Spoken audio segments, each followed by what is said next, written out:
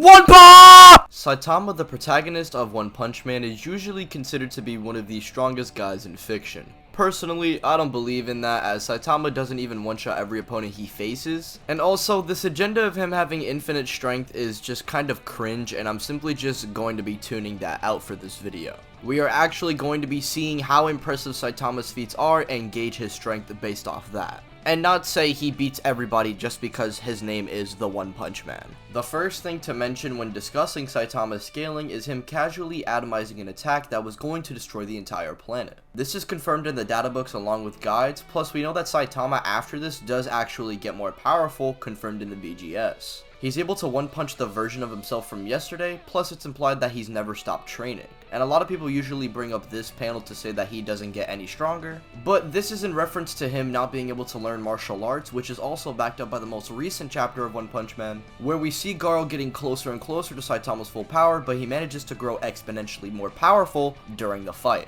making an even bigger gap between them. And this isn't Saitama just trying harder, because he was already confirmed to be using his full power against Garou before this. So stay mad, you fat lizards. Like I was saying though, Saitama would be growing in power from this, plus it's also stated that Saitama used the serious punch as a flex. In the Monster Association arc, we have Saitama clashing against an attack that was powered up directly from the Earth's core, which, depending on which calculation you want to go with, can range from multi-continental to even small planet. And also, just for reference, all those calculations I will be mentioning will be linked down in the description. We also have a Garou who chopped up Sage Centipede with enough force to destroy a large planet, breaking his hand trying to fight Saitama.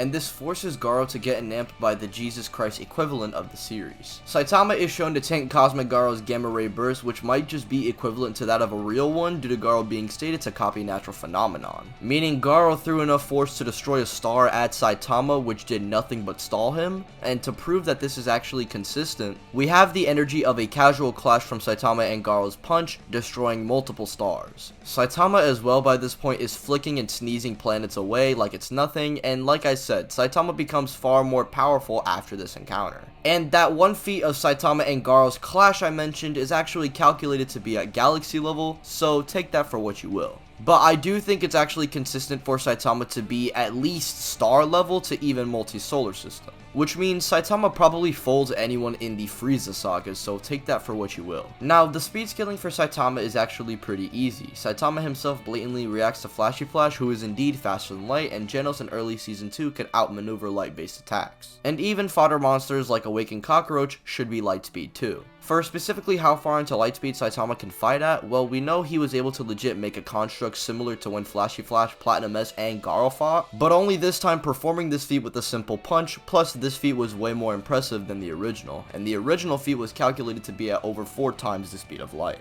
Which doesn't seem too impressive, but Saitama's feat is definitely just a massive upscale from it. And also, we see the energy that Saitama and Garou expand from their punch that Blast reacts to was able to reach stars, which would give him plus the other Blast members MFTL speed. Along with Garou and Saitama themselves having a calc from them being sent to Jupiter too, which is also MFTL plus, and they get even stronger after this. And you think it stops getting crazier for Saitama because in this arc he gets massive upgrades, but we have in the most recent chapter Saitama legit reacting to actual time travel. Meaning Saitama has a better speed feat than anybody in the Buu saga and most of the Dragon Ball Super characters. As for Saitama's hacks, well, he actually has a unique set of resistances and abilities. He is able to grow exponentially more powerful through battle, is fine sitting through lava, taking attacks that hits his weak spots and directly targets your organs, plus throws shockwaves at your bones. Is fine when cosmic radiation is in effect, which kills people passively. Saitama basically resists everything that Garou throws at him, which includes black holes and nukes. And at this point, Saitama is a whole different beast than what we saw previously. And I know a lot of you are gonna be like, oh my god, could he be Goku? Well, no. Yeah, goodbye.